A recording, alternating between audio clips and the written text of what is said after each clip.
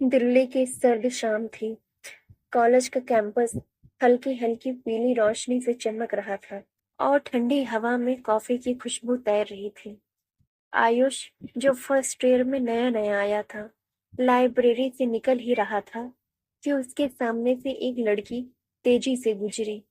उसके हाथ में किताबें थीं, बाल खुले हुए थे और उसकी मुस्कान जैसे किसी पुराने गीत की धुन हो। आयुष ठिठक कर रुक गया। उसने पहली बार महसूस किया कि किसी अजनबी को देखकर दिल इतनी तेजी से धड़क सकता है। माफ कीजिए कि किताब गिर गई है, आयुष ने हिम्मत जुटाकर कहा और उसके हाथ में किताब थमा दी। लड़की ने एक नजर उसे देखा, हल्का सा मुस्कुराई और बोली, थैंक्स, वैसे मैं सिया हूँ। बस इतना सुनना था। आयुष के लिए मानो शाम ठहर गई। उसने सोचा, क्या पता ये मुलाकात मेरी जिंदगी का सबसे बड़ा मोड़ हो। अगले दिन कैंपस में फिर वही ठंडी हवा, वही रौनक और वही बेचैनी। आयुष ने लाइब्रेरी में आते जाते हर चेहरे को देखा, लेकिन सिया कहीं नजर नहीं आई। वो खुद से ही मुस्कुरा पड़ा। शायद कल की मुलाकात मेरी ही कल्पना थी। लेकिन तभी पीछे से एक हल्की सी आवाज आई, अरे, आयुष है ना? वो पलट कर देखता है। सिया खड़ी थी, हाथ में वही मोटी सी नॉवल और चेहरे पर प्यारी सी मुस्कान। कल किताब पकड़वाई थी ना, सोचा आज थैंक्स कह दूं। ठीक से, सिया ने कहा। दोनों लाइब्रेरी के बाहर बेंच पर बैठे गए। बातें शुरू हुई, किताबों से लेकर म्यूजिक तक और फिर जिंदगी के छोटे छोटे हिस्सों तक। आयुष को हैरानी हुई कि सिया कितनी सहज और सच्ची थी, जैसे वर्षों से जानता हूँ। तुम्हें भी नॉवल पढ़ने का शौक है? आयुष ने पूछा। हाँ, क्योंकि नॉवल में दिल टूटने पर भी एक नई कहानी शुरू हो जाती है। लेकिन असल जिंदगी में सिया की आंखों में एक पल को हल्का सा दर्द झलक गया। आयुष उस नजर को समझ नहीं पाया, पर दिल ने महसूस किया, ये लड़की अपने अंदर कोई अनकही कहानी छुपाए हुए है। उस दिन के बाद कॉफी पीने से लेकर लाइब्रेरी में पढ़ाई तक उसकी मुलाकातें बढ़ने लगी। आयुष के लिए ये दोस्ती अब सिर्फ दोस्ती नहीं रही, लेकिन क्या, सर्दियों की धूप में कैंपस का गार्डन सुनहरी चादर ओढ़े हुए था। आयुष और सिया वही घास पर बैठे थे, सामने किताबें खुली थी, लेकिन दोनों का ध्यान कहीं और था। तुम इतनी चुप क्यों हो आज? सिया ने मुस्कुराते हुए पूछा। कुछ नहीं, बस सोच रहा हूँ, तुम हंसते हुए भी कभी कभी उदास क्यों लगती हो?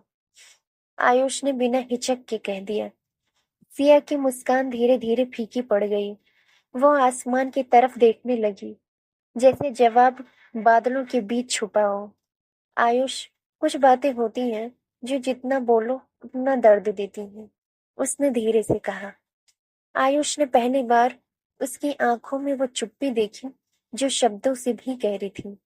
वो चुप रहा, लेकिन उसका मन कह रहा था, मैं तुम्हारे हर दर्द को सुनना चाहता हूँ, चाहे वो जितना भी कड़वा क्यों ना हो। कुछ पल की खामोशी के बाद सिया ने विषय बदल दिया। चलो, आज झील के किनारे चलते हैं। वो दोनों झील के पास बैठे पानी में डूबते सूरज का रंग देख रहे थे। सिया ने अचानक कहा, आयुष, अगर एक दिन मैं तुम्हारी जिंदगी से चली जाऊं तो? आयुष ने हैरानी से उसकी तरफ देखा। ये कैसी बातें कर रही हो? बस यूं ही, उसने हल्की हंसी के साथ कहा, लेकिन उसकी आंखें नम हो चुकी थीं। उस दिन झील के किनारे आयुष को महसूस हुआ कि सिया के दिल में कोई ऐसा राज है जो उनके रिश्तों की दिशा बदल सकता है। अगले दिन आयुष ने तय किया कि अब चुप रहकर सिर्फ अंदाजा लगाना बेकार है। उसे सिया से साफ साफ बात करनी होगी। कॉलेज के बाद उसने सिया को कैंपस के कोने वाले कैफे में बुलाया।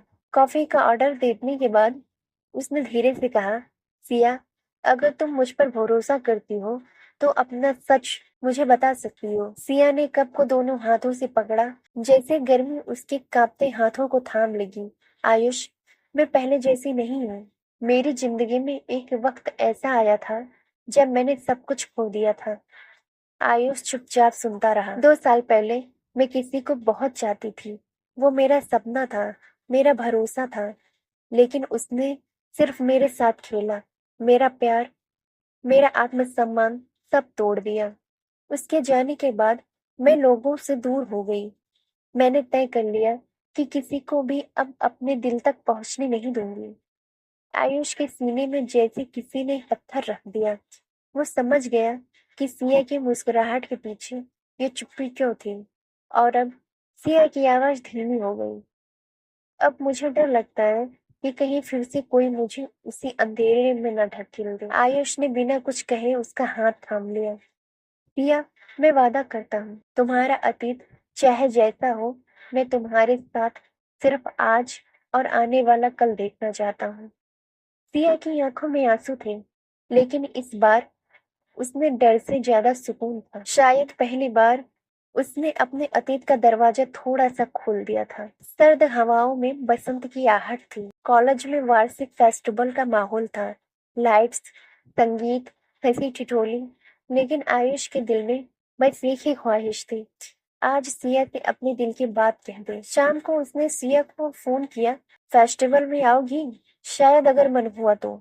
सिया ने हंसते हुए जवाब दिया।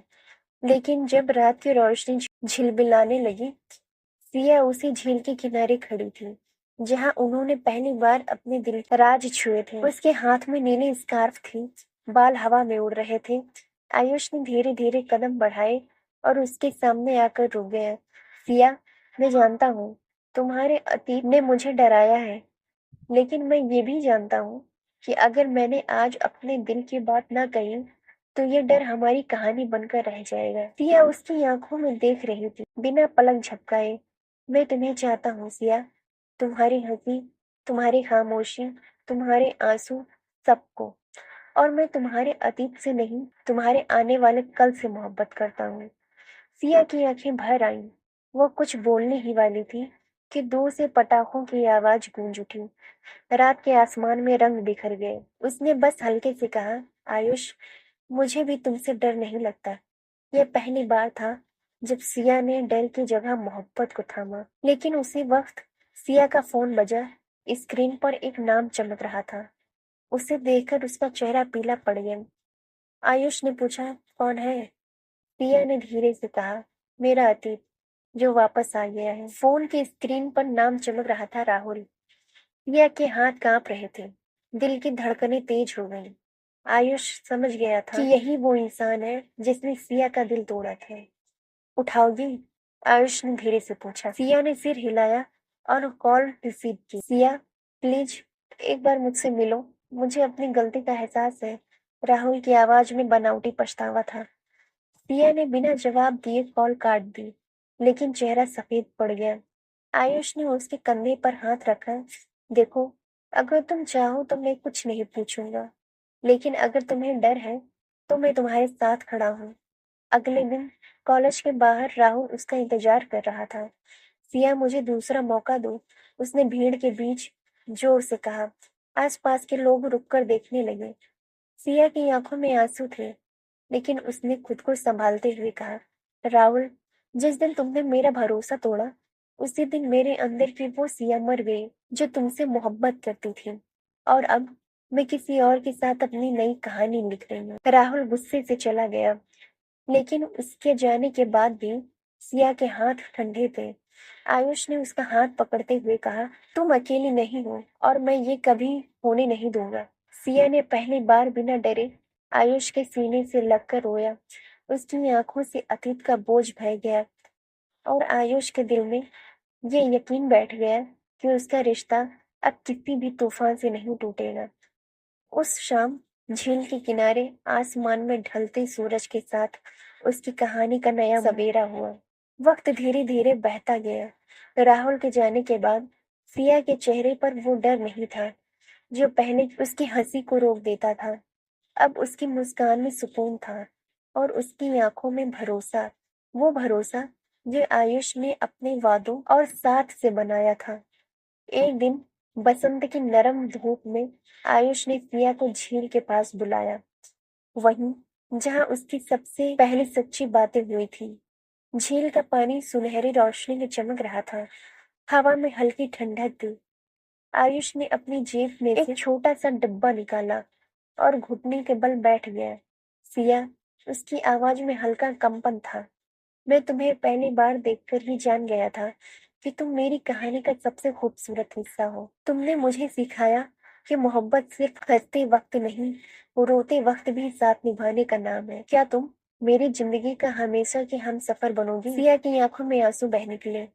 उसने धीरे से कहा, हाँ, क्योंकि तुम्हारे साथ मुझे डर नहीं लगता आयुष। आयुष ने उसकी अंगुली में अंगूठी पहनाई और उसी पल झील के ऊपर उड़ते परिंदों की आवाज गूंज उठी, जैसे उसकी कहानी को आशीर्वाद दे रही है। उस शाम सूरज के ढलते रंग और पानी की लहरों में उसकी परछाइयां एक हो गईं। अतीत का दर्द पीछे छूट गया और उनका कल प्यार, भरोसे और साथ से भरना शुरू हो गया था।